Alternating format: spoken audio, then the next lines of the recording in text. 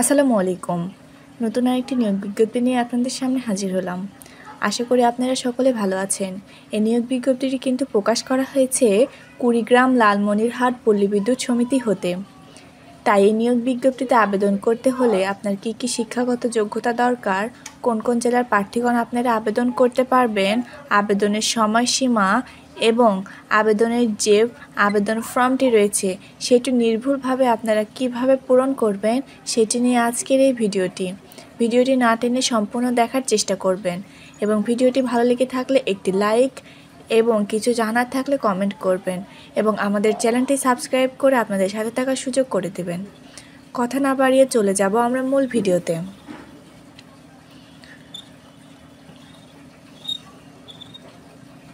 এই নিয়োগ বিজ্ঞপ্তিটি কিন্তু প্রকাশ করা হয়েছে 8ই জানুয়ারি 2025।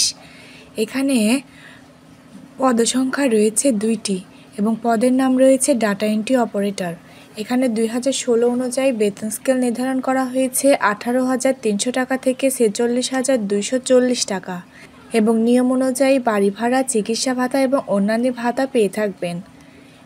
এখানে শিক্ষাগত যোগ্যতা দরকার এসএসসি বা সমমান ও এইচএসসি বা সমমান উভয় পরীক্ষায় ন্যূনতম দ্বিতীয় বিভাগ অথবা জিপিএ ন্যূনতম 2.50 পেতে হবে।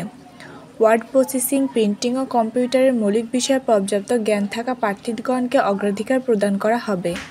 বাংলায় প্রতি মিনিটে ন্যূনতম 20 শব্দ ও ইংরেজিতে প্রতি মিনিটে ন্যূনতম 30 শব্দ কম্পিউটারে টাইপ করতে সক্ষম হতে হবে। কম্পিউটার টাইপে পর্যাপ্ত জ্ঞান এবং কম্পিউটার পরিচালনায় পারদর্শী হতে হবে। বাংলা এবং ইংরেজি ব্যাকরণ সহ বানান, বিরামচিহ্ন ও বাক্য গঠনে পর্যাপ্ত জ্ঞান থাকতে হবে। কর্তৃপক্ষের নির্দেশনা অনুযায়ী সুন্দর ও পরিচ্ছন্ন কাজ করার সামর্থ্য থাকতে হবে।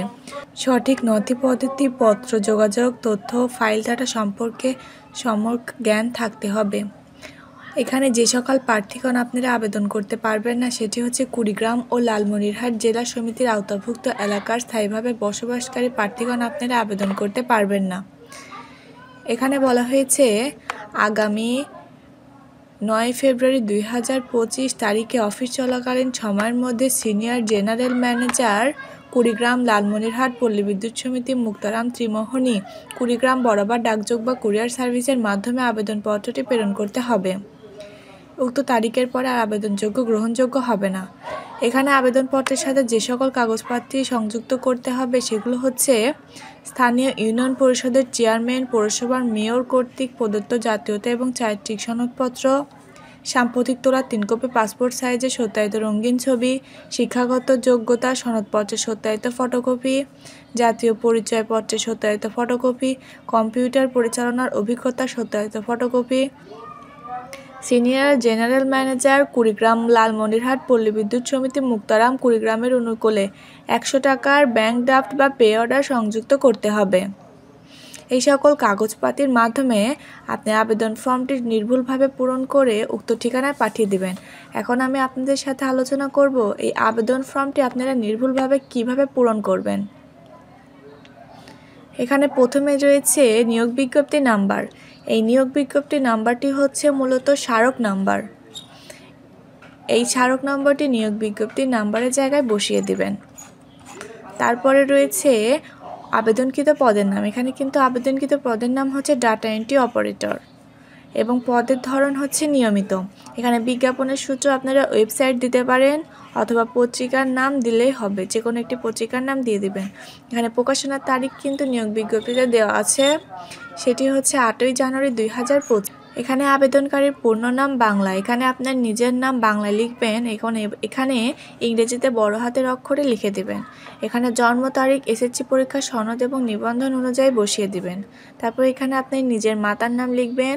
তারপর এখানে 9 ফেব্রুয়ারি 2025 তারিখে আপনার বয়স কত হবে সেটি এখানে বসিয়ে দিবেন। তারপর এখানে পিতার নাম বসিয়ে দিবেন, ধর্ম বসিয়ে দিবেন, যার যে ধর্ম সেটি বসিয়ে দিবেন। তারপর এখানে জাতীয়তা অবশ্যই বাংলাদেশি হতে হবে। তারপর এখানে আপনার নিজ জেলা বসিয়ে দিবেন। এখানে টেলিফোন বা মুঠোফোন নাম্বার দিয়ে দিবেন, নিজের দিয়ে দিবেন অথবা গার্জিয়ানের দিলেই হবে। এখানে বিবাহিক অবস্থা, বিবাহিত হলে বিবাহিত, অবিবাহিত হলে অবিবাহিত দিয়ে দিবেন। কোনো কোটা সুবিধাপ্রাপ্ত হয়ে থাকলে সেটি এখানে দিয়ে দিবেন। তারপর এখানে স্থায়ী ঠিকানা বসিয়ে দিবেন। এখানে গ্রাম, ডাকঘর, উপজেলা, জেলা সবগুলো এখানে বসিয়ে দিবেন। যে ঠিকানায় প্রার্থী প্রবেশপত্র নিয়োগপত্র পেতে ইচ্ছুক, এখন আপনি দেশের ঠিক বাড়ি এক জায়গাতে এবং আপনি আছেন আরেক জায়গায়, এবং সেই ঠিকানায় যদি আপনি প্রবেশপত্র পেতে ইচ্ছুক হন তাহলে এখানে গ্রাম, ডাকঘর, জেলা, উপজেলা বসিয়ে দিবেন। তারপর এখানে ব্যাংক ড্রাফট বা পে অর্ডার নাম্বারটা এখানে বসিয়ে দিবেন। ব্যাংক ড্রাফটের উপরে একটা নাম্বার থাকে, ওই নাম্বারটা এখানে বসিয়ে দিবেন। এখানে মূল্য 100 টাকা এবং কত তারিখে আপনি সেই ড্রাফটটা করেছেন সেই তারিখটা বসিয়ে দিবেন। তারপর এখানে শিক্ষাগত যোগ্যতার বিবরণ চেয়েছে। এখানে এসএসসি, এইচএসসি, স্নাতকোত্তর 8ম শ্রেণী পাস। এখানে সর্বোচ্চ আপনি যদি এইচএসসি পাস থাকেন তাহলে সেটি এখানে বসিয়ে দিবেন। শিক্ষা প্রতিষ্ঠানের নাম, যে শিক্ষা প্রতিষ্ঠান থেকে পাস করেছেন সেই শিক্ষা প্রতিষ্ঠানের নামগুলো বসিয়ে দিবেন। এখানে সিজিপিএ, প্রাপ্ত বিভাগ, গ্রেডগুলো বসিয়ে দিবেন এবং কত সালে আপনি সার্টিফিকেট অর্জন করেছেন সেই অর্জনের বছরগুলো এখানে বসিয়ে দিবেন। তারপরে এখানে অভিজ্ঞতার সনদ চেয়েছে। আপনার যদি আগে কোনো কাজে অভিজ্ঞতা থেকে থাকে তাহলে সেটি এখানে বসিয়ে দিবেন, না থাকলে দেওয়ার দরকার নেই। প্রার্থী সম্পর্কে জ্ঞাত 2জন দায়িত্বশীল ব্যক্তির পরিচয় এখানে দিতে হবে আত্মীয় বাদে। নাম, পদবি, পেশা, ঠিকানা, টেলিফোন নাম্বার, ইমেল আইডি যদি থাকে তাহলে দিবেন, না হলে এই করে দিলেই হবে। তারপর আগে যদি কোনো পল্লীবিদ্যুতে কর্মরত থেকে থাকেন তাহলে সেটি দিয়ে দিবেন, না হলে দেওয়ার দরকার নেই। তারপর এখানে তারিখ, এখানে আপনার নিজের স্বাক্ষর বসিয়ে দিবেন। তারপর রয়েছে প্রবেশপত্র, এখানে 1 কপি ছবি বসিয়ে দিবেন এবং এখানে অফিস কর্তৃক প্রণীত, এখানে আপনাকে পূরণ করতে হবে না। তারপর এখানে আবেদনকারী কর্তৃক পূরণ করতে হবে এটা। এখানে পদের নাম দিবেন, ডাটা এন্ট্রি অপারেটর। প্রার্থীর নাম এখানে আপনি নিজের নাম দিবেন, এখানে পিতা বা অভিভাবকের নাম দিবেন, মাতার নাম দিবেন, গ্রাম বা মহল্লা দিবেন, ডাকঘর দিবেন, থানা বা উপজেলা দিবেন, জেলা দিবেন, মোবাইল নাম্বার দিবেন। এইভাবে কিন্তু আপনি এই নিয়োগ বিজ্ঞপ্তির আবেদনটি নির্ভুলভাবে পূরণ করে ডাকযোগ বা কুরিয়ার সার্ভিসের মাধ্যমে উক্ত কাগজপত্রের মাধ্যমে পাঠিয়ে দিবেন। কিছু জানার থাকলে কমেন্ট করবেন। আজকের মতো এই পর্যন্তই। সবাই ভালো থাকবেন, সুস্থ থাকবেন। আসসালামু আলাইকুম।